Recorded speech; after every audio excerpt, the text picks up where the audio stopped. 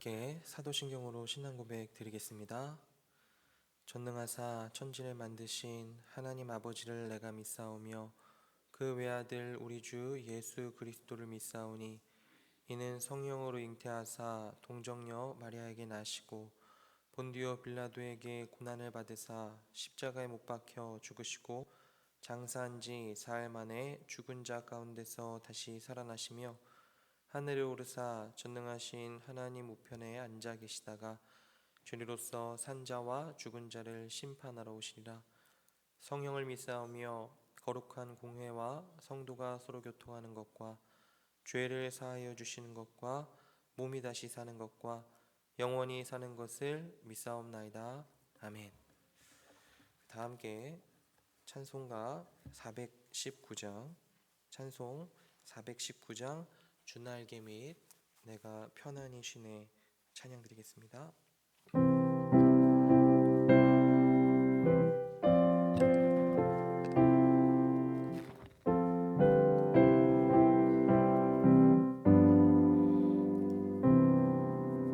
주날개 및 내가 편안히 쉬네 밤 깊고 비바람 불어쳐도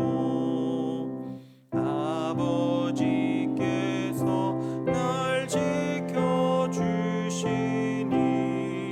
거기서 평안히 쉬리로다. 주 날개 밑 평안하다. 그 사랑 끈을 짜뉘뇨. 주 날개 밑 내 쉬는 영혼 영원히 거기서 살리.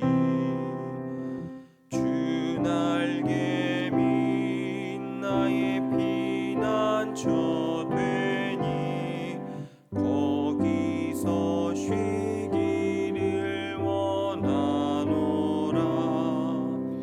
세상이 나를 위로치 못하나 거기서 평화를 누리리라. 주 날개 밑 평안하다. 그 사랑 끈을 짜뉘뇨. 주 날개 밑 내 쉬는 영혼 영원히 거기서 살리. 주 날개 밑 참된 기쁨이 있네. 고달픈 세상 길 가는 동안 나 거기 숨어 돌보심을 받고 영원한 안식을 얻으리라.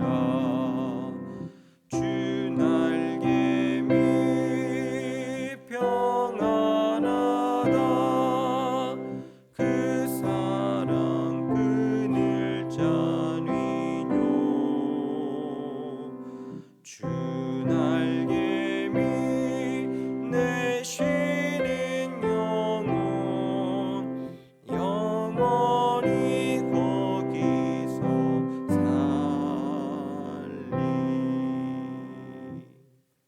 아멘. 오늘 같이 볼 하나님 말씀은 사도행전 9장 19절부터 31절까지 말씀입니다. 사도행전 9장 19절로부터 31절까지 말씀 제가 봉독하도록 하겠습니다. 음식을 먹음에 강건하여지니라. 사울이 다메섹에 있는 제자들과 함께 며칠 있을새 즉시로 각 회당에서 예수가 하나님의 아들이심을 전파하니 듣는 사람이 다 놀라 말하되 이 사람이 예루살렘에서 이 이름을 부르는 사람을 멸하려던 자가 아니냐. 여기 온 것도 그들을 결박하여 대제사장들에게 끌어가고자 함이 아니냐 하더라. 사울은 힘을 더 얻어 예수를 그리스도라 증언하여 다메섹에 사는 유대인들을 당혹하게 하니라. 여러 날이 지나매 유대인들이 사울 죽이기를 공모하더니 그 계교가 사울에게 알려지니라. 그들이 그를 죽이려고 밤낮으로 성문까지 지키거늘 그의 제자들이 밤에 사울을 광주리에 담아 성벽에서 달아내리니라. 사울이 예루살렘에 가서 제자들을 사귀고자 하나 다 두려워하여 그가 제자됨을 믿지 아니하니 바나바가 데리고 사도들에게 가서 그가 길에서 어떻게 주를 보았는지와 주께서 그에게 말씀하신 일과 다메섹에서 그가 어떻게 예수의 이름으로 담대히 말하였는지를 전하니라. 사울이 제자들과 함께 있어 예루살렘에 출입하며 또 주 예수의 이름으로 담대히 말하고 헬라파 유대인들과 함께 말하며 변론하니 그 사람들이 죽이려고 힘쓰거늘 형제들이 알고 가이사랴로 데리고 내려가서 다소로 보내니라. 그리하여 온 유대와 갈릴리와 사마리아 교회가 평안하여 든든히 서가고 주를 경외함과 성령의 위로로 진행하여 수가 더 많아지니라. 아멘. 사도행전 9장에서 바울은 회심을 하게 됩니다. 우리는 이미 스데반의 죽음에서 바울, 그러니까 사울이 등장하는 장면을 잠깐이지만 확인하게 됩니다. 사울은요 히브리식 이름이고요, 바울은 그리스식 이름입니다. 오늘 본문 앞까지 내용을 잠깐 기억해 보면 사울이 다메섹에 있는 그리스도인들을 죽이려고 살기가 등등해서 가고 있었습니다. 그런데 갑자기 빛이 둘러 비쳐서 사울아 사울아 왜 내가 나를 박해하느냐, 이렇게 예수님께서 말씀을 하세요. 바울은 엄청난 충격을 받게 됩니다. 그럼 바울에게 하나님께서는 아나니아라고 하는 사람을 보내서 눈을 뜨게 하시고 앞으로 바울이 살아가게 될 삶에 대해서 곧 이방인과 임금들 이스라엘 자손에게 예수님의 이름을 전하는 역할, 예수님의 이름을 위하여 택한 나의 그릇이다, 이렇게 말씀을 하십니다. 이제 바울은 회심을 했고요, 회심과 동시에 증인으로 부르심을 받게 됩니다. 그리고 바울은 그 놀라운 기쁨으로 인해서 증언을 하기 시작해요. 세상에 대해서 예수 그리스도를 말해 주는 겁니다. 그러면 오늘 19절부터 내용을 같이 좀 보겠습니다. 19절입니다. 음식을 먹음에 강건하여지니라. 이 바울이 굉장한 빛을 보고 눈이 어두워졌잖아요. 그리고 나서 눈이 다시 밝아지죠. 이제 음식을 먹기 시작하고 괜찮아지는 겁니다. 그리고 나서 사울이 다메섹에 있는 제자들과 함께 며칠 있을세. 그러니까 여기 제자라는 표현을 기억을 해주십시오. 이 제자들과 며칠 함께 있으면서 교제도 하고요, 복음도 나누고 또 복음을 배우기도 했을 겁니다. 그러면서 이 마음에 너무 기쁨이 있는 거죠. 그래서 20절에 즉시로 각 회당에서 예수가 하나님의 아들이심을 전파하니 말합니다. 그리스어로 보면요, 여기 하나님의 아들 요 앞에 정관사 하나가 붙어 있습니다. 그러니까 그 하나님의 아들이다 얘기하는 거죠. 여기서 그 하나님의 아들이라는 건 이런 겁니다.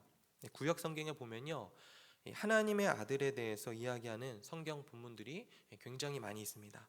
예를 들어서 시편 2편에 보면 하나님께서 하나님의 아들을 익명을 해서 하나님의 아들을 높이는 장면, 그게 이제 등장을 하는데, 그러니까 바울이 이렇게 이야기하는 겁니다.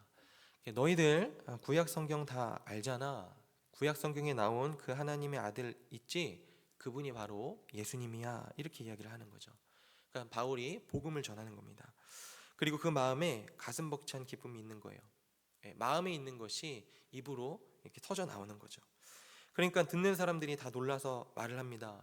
왜냐하면 이 다메섹에 바울이 왜 왔는가 하니까 예수 믿는 사람을 죽이러 온 거거든요. 그런데 그런 그가 사람들한테 도리어 예수님을 전하고 있는 겁니다. 당연히 놀라겠죠. 그래서 21절에 듣는 사람이 다 놀라 말하되 이 사람이 예루살렘에서 이 이름을 부르는 사람을 멸하려던 자가 아니냐, 여기 온 것도 그들을 결박하여 대제사장들에게 끌어가고자 함이 아니냐 하더라, 이렇게 얘기합니다.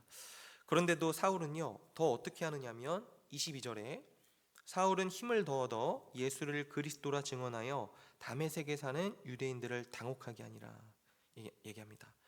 계속 놀라고 당혹했다, 이런 이야기를 하죠. 원래 예수 믿는 사람을 죽이려고 했던 사람이 오히려 그들이 믿는 대상을 전하는 사람으로 변했다고 하니까 사람이 그렇게 변했다는 것에 큰 놀람이 있는 겁니다. 아마도요, 사람들은 바울의 이런 모습을 보면서 복음의 능력을 더 확신하게 됐을 겁니다. 그리고 23절에 여러 날이 지나게 됩니다. 여기 보시면 이게 좀 안타까운 번역입니다. 이건요, 사실 꽤 오랜 시간이 지남에, 그러니까 꽤 오랜 기간이 지남에라고 번역을 해야 됩니다. 실제로 이 기간이 꽤 오랜 기간, 그러니까 여기에 대해서 학자들마다 3년일 것이다, 혹 3년이 아닐 것이다, 의견이 조금씩 달라요. 그런데 이 기간에 바울은 아라비아에 있는 사막으로 갔었던 것 같습니다. 그래서 거기에서 복음을 듣고 예수님과 교제하고 그렇게 시간을 보냈을 거예요. 정확히는 우리가 알 수 없지만 어쨌든 이게 며칠 지난 게 아니다라고 하는 겁니다. 꽤 오랜 시간이 지났다는 거죠. 그리고 나서 23절 하반절에 유대인들이 사울 죽이기를 공모하더니 말합니다. 그러니까 꽤 지난 다음 이때쯤 되었을 때는 바울이 너무 많이 복음을 전하러 돌아다니는 거예요. 그래서 유대인들이 안 되겠다, 죽여버려야 되겠다, 이런 식으로 생각을 했던 거죠. 원래 바울의 편이었던 사람들이 이제 바울을 죽이려고 합니다. 24절 이하에 그 계교가 사울에게 알려지니라. 그들이 그를 죽이려고 밤낮으로 성문까지 지키거늘 그의 제자들이 밤에 사울을 광주리에 담아 성벽에서 달아내리니라. 그러니까 바울과 같이 지내던 사람들은요, 아주 친해지고 바울을 지키려고 노력을 많이 했던 거죠. 26절 보시면 사울이 예루살렘에 가서 제자들을 사귀고자 하나, 그러니까 예루살렘에 있는 사도들, 예수님께 직접 배운 그 사도들 있잖아요. 베드로나 요한이나 특히 예수님의 동생이었던 야고보나 이런 사람들을 바울은 보려고 했습니다. 사귀고자 하나 이야기를 하는 거죠. 그런데 다 두려워하여 그가 제자됨을 믿지 아니하니 얘기합니다. 당연히 그렇겠죠. 원래 자기들을 죽이려고 했던 사람이고 실제로 제자들이 사랑하는 스데반 집사님, 스데반을 죽였던 사람이잖아요. 그러니까 제자들을 믿지 않겠죠. 제자들이 이제 믿지 않았겠죠. 그런데 27절 보시면 바나바가 데리고 사도들에게 가서 얘기합니다. 여기 바나바가 데리고 갔다 얘기할 때 이 데리고 가다라고 하는 단어는요, 끌고 갔다라는 뜻입니다. 여기 바나바 아시죠? 자기 재산을 다 바쳤던 그 위로의 아들이라는 그 바나바입니다. 그 바나바가 사울을 데리고서요, 야, 너 지금 이러고 있으면 안 돼. 우리 교회와 하나가 되어야 된다. 이렇게 얘기하면서 사도들에게 데리고 가는 겁니다. 그래서 그가 길에서 어떻게 주를 보았는지와 주께서 그에게 말씀하신 일과 다메섹에서 그가 어떻게 예수의 이름으로 담대히 말하였는지를 전하니라 이렇게 얘기하죠. 무슨 이야기냐면 바나바가 사도들한테 이렇게 이야기를 하는 겁니다. 아니 그 바울이 믿었다, 이걸 강조하고 싶은 게 아니다. 주께서 그에게 말씀하셨다. 그러니까 예수님이 바울을 찾아오셨다는 것을 강조하고 싶은 것이다. 이렇게 사도들에게 이야기를 하는 겁니다. 그리고 이건 되게 중요한 겁니다. 단지 바울이 믿었다 이렇게 이야기했을 때 우리들이 사람의 마음을 어떻게 믿을 수가 있겠어요? 사람의 마음은 쉽게 뒤바뀌는 거잖아요. 그런데 예수님이 바울을 찾아오셨다. 그러면 바울을 거절하는 것은 바울을 찾아오신 예수님을 거절하는 것과 똑같은 것이 되는 겁니다. 그러니까 예수님이 그에게 말씀하시고 찾아오셨으니까 우리가 섬기는 예수님을 거절하지 말자. 바울을 형제로 받아들여라. 그렇게 바나바가 이야기를 해주고 있는 겁니다. 그러니까 어떻게 되죠? 받아들이는 겁니다. 28절에 사울이 제자들과 함께 있어 예루살렘에 출입하며, 여기 출입했다는 건 그냥 왔다 갔다 했다는 게 아니고 이제 그들과 함께 어울렸다라고 하는 그런 말입니다. 29절에 또 주 예수의 이름으로 담대히 말하고 헬라파 유대인들과 함께 말하며 변론하니 그 사람들이 죽이려고 힘쓰거늘. 그렇죠? 원래는 기독교를 핍박했던 바울이 기독교를 전할 뿐만이 아니라 아주 담대하게 변론을 하는 겁니다. 사도 바울은 구약 성경을 워낙 잘 알고 있었을 거 아니에요? 그러니까 이 변증도 엄청나게 잘했던 거죠. 그래서 30절에 형제들이 알고 가이사랴로 데리고 내려가서 다소로 보내니라 얘기합니다. 여기 형제라는 말도 기억을 해주십시오. 계속해서 31절에 그리하여 온 유대와 갈릴리와 사마리아 교회가 평안하여 든든히 서가고 주를 경외함과 성령의 위로로 진행하여 수가 더 많아지니라 얘기합니다. 무슨 말이냐면 이 모든 과정 중에서 초자연적이고 또 특별하게 변한 이 바울의 모습을 보면서 사람들이 많이 감동을 받고요. 그리고 은혜도 더해지고 굉장한 부흥이 있었다. 오늘 그렇게 이야기를 하면서 마무리가 되는 거죠. 지금까지 내용들 생각을 해보면서 두 가지 적용점 같이 나누고 기도하면 좋겠습니다. 첫 번째로는요, 회심입니다. 회심. 사랑하는 여러분, 한 사람이 진짜 회심을 하잖아요. 그러면 그 사람의 관계는 반드시 변하게 됩니다. 어떤 사람이 회심을 했는데도 불구하고 그 사람의 관계, 주변 인간관계가 변하지 않았다? 그러면 회심이 아닐 수 있다. 그렇게 생각하셔도 됩니다. 여러분, 한 사람의 회심은요, 예수님에 대해서는 제자가 되게 합니다. 본문을 보시면 바울이 제자들과 함께 어울리고 또 제자가 되었다, 이런 표현들이 계속해서 나오는 이유가 그것입니다. 예수님에 대해서는요, 제자가 되는 거예요. 그리고 교회에 대해서는 형제와 자매가 됩니다. 바울을 형제라고 부르죠. 사람들이 바울을 형제라고 부르고 바울 또한 사람들을 형제라고 부릅니다.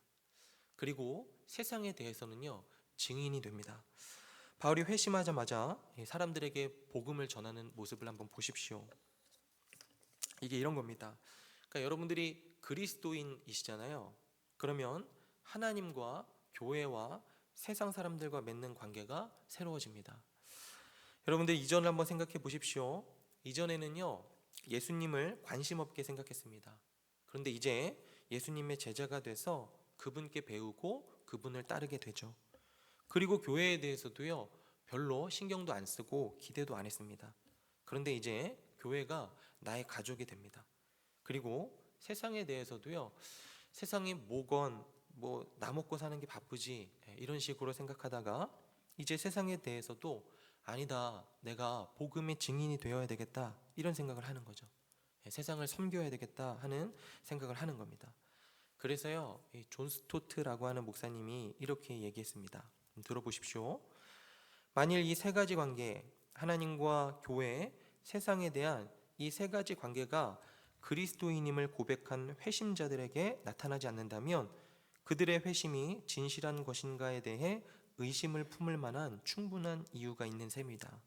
그러나 그런 관계들이 눈에 보이게 존재한다면 언제나 우리는 하나님의 은혜를 찬미할 만한 충분한 이유를 갖게 된다 얘기해요.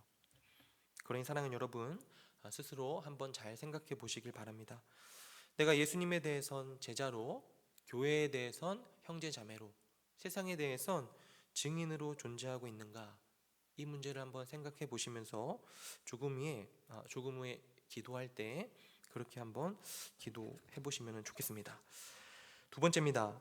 예수님께서는 바울을 위해서 무슨 일을 하셨는가를 생각을 해보는 겁니다. 증인과 제자, 형제 자매로 살 수 있게 하기 위해서 하나님의 아들이 무엇을 하셨는가 말이죠. 20절에 보시면 예수님이 하나님의 아들이시다, 그렇게 바울이 전합니다. 예수님은 어떤 분이시냐? 하나님의 아들이세요. 그리고 그 예수님은요, 하나님의 영원하신 아들로서 바울을 하나님의 아들이 되게 하시고, 그리고 많은 사람들을 하나님의 아들들과 또 형제, 자매가 되게 하셨습니다. 말하자면 그분이 하나님의 아들이시기 때문에 당신의 아들된 신분을 그분을 믿는 모든 자들에게 주셨기 때문에 우리를 가족으로 만드신 거죠. 무슨 말이냐면 우리에게 교회라는 가족이 있도록 하시기 위해서 그분께서는요, 십자가를 지셨고요, 하나님의 아들이시지만 하나님의 아들 취급을 십자가에서 받지 못하고 하나님께 저주를 받으셨습니다. 저와 여러분들을 위해서 말이죠. 그분은 그리스도십니다. 그분은 이 땅에 오셔서 왕과 제사장과 선지자로서 일하셨어요. 그리고 그렇게 바울을 섬기셨죠. 물론 예수님이 그분의 공생의 기간 동안 바울을 직접 보진 못하셨습니다. 그러나 나중에 바울을 찾아서 부르시고 바울에게 일을 할 수 있도록 하셨어요.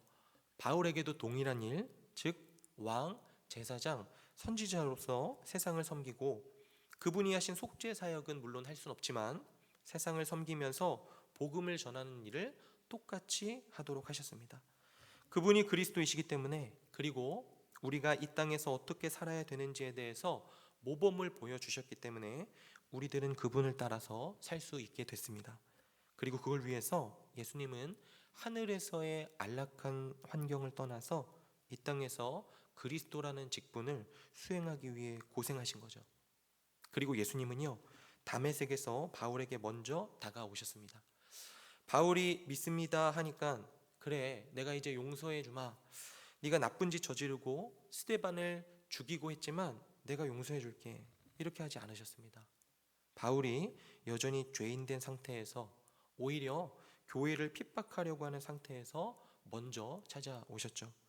그러니 우리는 그분이 먼저 시작하셨기에 뭘 믿을 수 있냐면, 우리들을 절대로 포기하지 않으실 것이라는 사실을 믿을 수가 있습니다.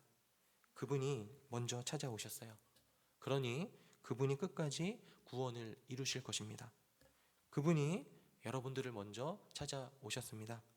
그러니 여러분들은 그분의 사랑을 확신하면서 살아갈 수가 있는 거겠죠. 오늘 우리들의 하루가 그러했으면 좋겠습니다. 하나님의 사랑을 확신하면서요, 예수님의 제자요, 교회의 형제 자매요, 세상의 증인으로 사는 오늘이었으면 좋겠습니다.